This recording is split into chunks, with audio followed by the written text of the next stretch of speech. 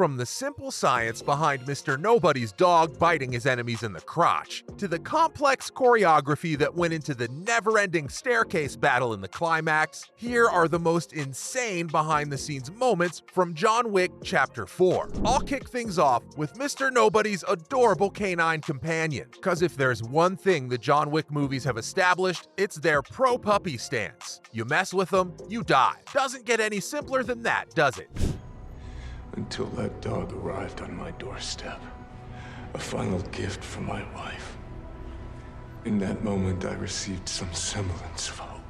Now, the movie introduced a new character who instantly became a fan favorite, Shamir Anderson's Mr. Nobody. One of the best things about him was his loyal companion, a Belgian Malinois, which was coincidentally the crew's breed of choice for Chapter 3 as well. And since that movie raised the bar with its insane action set piece in Morocco, Chapter 4 had to up the ante in similar fashion. And I think we can all agree that it did. But you want to know the irony behind the most complicated action sequences with stunt dogs? Sometimes they're as simple as the stunt guys getting bitten on the crotch. According to director Chad Stahelski, his stunt crew had a large number of gags planned for the dogs, and they had them doing aerial maneuvers, complex choreography, and tackling multiple men at the same time. But for whatever reason, their lead stunt dog, Britta, chose to bite the stunt person's crotch every single time. And the director was pretty happy with that, because a dog choosing to bite a person's crotch in an action scene will never not be funny. So instead of letting it be a one-time bit, Chad chose to get creative with the crotch biting. What should the stunt person be doing while he's being bitten? Can they be flying in the air and the dog jumps in the air and tags their privates? It opens up a whole new level of action cinema. And get this, it also led to a hilarious improvised scene where John uses nunchucks to hit a guy in the groin. It's pretty common knowledge by now that Keanu Reeves spent months learning how to properly use nunchucks. In fact, he hit himself in the head plenty of times before he got it right. So, as a payoff, I think it makes perfect sense that he uses new abilities on an unsuspecting opponent. And that's how the scene came to be. John's fighting a bad guy and fakes a move to the head, then instantly whacks the guy in the crotch. It's quick, brutal, and funny. And it got Britta's stamp of approval. Now, that's all fun and games, but Chapter 4 went bigger and bolder than any of the other John Wick movies would have dared. You and I left a good life behind a long time ago, my friend.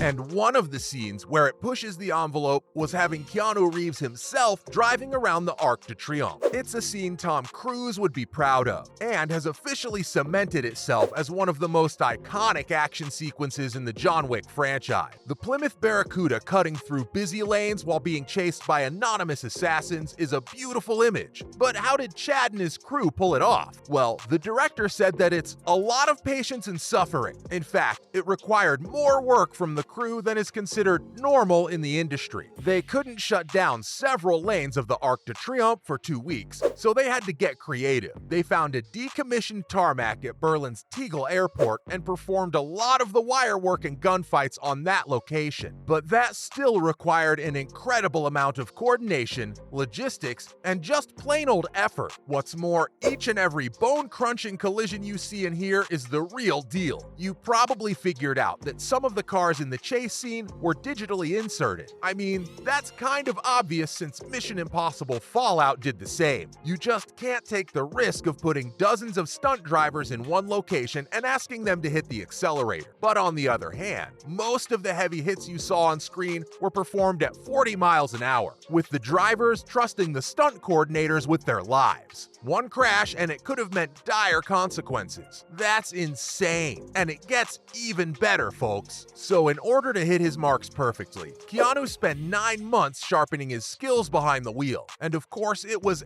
anything but easy. It's not like he had Tank uploading drifting and high-speed maneuvering abilities into his mind like he's Neo. Both Chad and stunt coordinator Scott Rogers set a really high bar for Keanu this time around. And it's safe to say that he passed with the John Wick seal of approval. In a recent interview, Chad revealed that he got a call from the stunt coordinator who told him that Keanu was, and I quote, shooting and reloading a gun while drifting at 40 miles an hour. I mean, need I say more? And not only that, Keanu was also performing 540s by the time he'd reached the end of his training. If you're not sure what a 540 is, it's basically doing a 180 while traveling at high speed, then immediately doing a 360 whilst maintaining the speed. And Keanu was doing that one-handed. There's only one word to describe what he did during that scene, and it's car fu. Honestly, I bet movies in the future are going to use John Wick 4 as a blueprint for their own insane action sequences, the same way 2000s action cinema used The Matrix as a blueprint for theirs.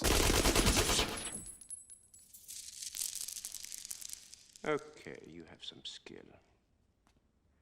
But even if they don't use the Arc de Triomphe sequence as inspiration, they will pay homage to the Sacré-Cœur Basilica action set piece. Both fans and critics agree that John's 222 steps battle in the movie's climax was the creme de la creme of the franchise so far. It felt like the culmination of 4 movies worth of storytelling, and I still can't quite believe that Chad, Keanu, and the John Wick crew pulled it off. The scene seems simple from the outside, since it's just 222 steps, and John's gonna be running up while fighting dozens of men. But according to fight coordinator Jeremy Marinas, it required every creative muscle he has. Chad had one vision in mind. John and Kane join forces in a spaghetti western fashion and make their climb before facing each other. The prep work for the scene began in Paris and in Berlin before shooting had even begun. The stunt team, led by Jeremy, rehearsed each movement over and over and altered the story beats accordingly. And according to another stunt coordinator, Stephen Dunleavy, the scene was no more complex than any other. But the fact that John had to scale a flight of stairs presented its own set of challenges. The thing is, a lot of it depended on Keanu's willingness to perform the stunts himself. I know he looks ageless, but the man's 58 years old, and he had to climb 222 steps in one single take and make sure he hit his marks. But that's not where the challenges end. In the scene, John gets to the top and then tumbles back down only to get up and start climbing again. According to Chad, the scene was meant to be a metaphor for both John and the Greek king Sisyphus. Both characters need to walk up a hill, or in John's case, 222 steps, only to fall down again. It's a great way to showcase who John is by having him suffer through the same ordeal over and over again, even when he's exhausted to the bone. The crew spent 7 days filming the entire sequence and involved 35 stunt people, but I think Keanu deserves a shout out for his performance.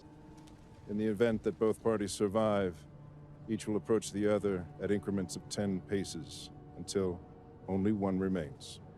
And that's all I have to say on John Wick 4's most insane behind-the-scenes moments.